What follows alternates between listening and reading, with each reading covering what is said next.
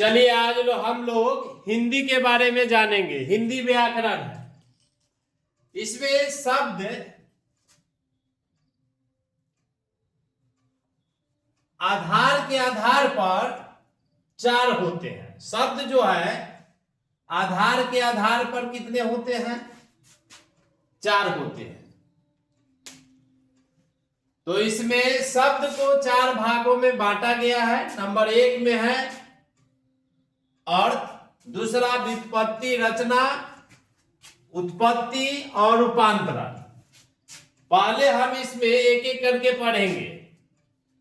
अर्थ के आधार पर शब्द को दो भागों में बांटा गया है। दो भाग है, एक सार्थक शब्द और दूसरा होता है निरर्थक। जैसे खाना, ऊना, खाना का कोई अर्थ निकलता है, ऊना का कोई अर्थ नहीं निकलता है। पानी, ऊनी, पानी का अर्थ निकलता है, ऊनी का कोई अर्थ नहीं निकलता है। मोबाइल, उबाइल, तो उबाइल का कोई अर्थ नहीं निकलता है, मोबाइल का अर्थ निकलता है। तो जिसका अर्थ निकलता है वह सार्थक होता है, जिसका अर्थ नहीं निकलता है उसे क्या कहते हैं? निरर्थक। अब उसके बाद व्युत्पत्ति या रचना के आधार पर इसको तीन भागों में बांटा गया है। रूट, यौगिक, योगात्मक, ये तीन भागों में इसको बांटा गया है। रूट जो होता है इसको खंड किया जाता है। खंड करने पर प्रथम जो पद होता है उसका कोई अर्थ नहीं निकलता है। जैसे सागर, सा जोड़ गढ़, तो गढ़ का अर्थ निकलता है लेकिन सा का कोई अर्थ नहीं निकलता है। यौगिक, इसे खंड करने पर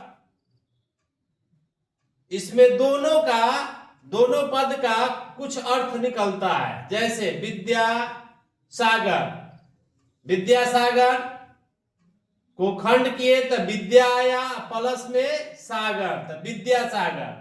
विद्या का भी अर्थ निकलता है और सागर का भी अर्थ निकलता है। उसके बाद है योगात्मक। योगात्मक को भी खंड किया जाता है तो इसमें विशेष प्रकार का अर्थ निकलता है। जैसे लंबोदर, लंबा है उदर जिसका, जैसे गणेश भगवान।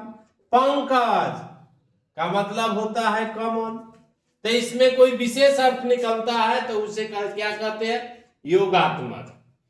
उसके बाद है उत्पत्ति के आधार पर शब्द को चार भागों में बांटा गया है। शब्द को कितने भागों में बांटा गया है? चार भाग। ये चार भाग है तत्सम, तद्भव, देशज, विदेशज। एक तत्सम शब्द होता है, ये शुद्ध शब्द होता है जिसको बोलते हैं अग्नि। यानी अग्नि का तद्भव रूप होता है क्या चीज? आग।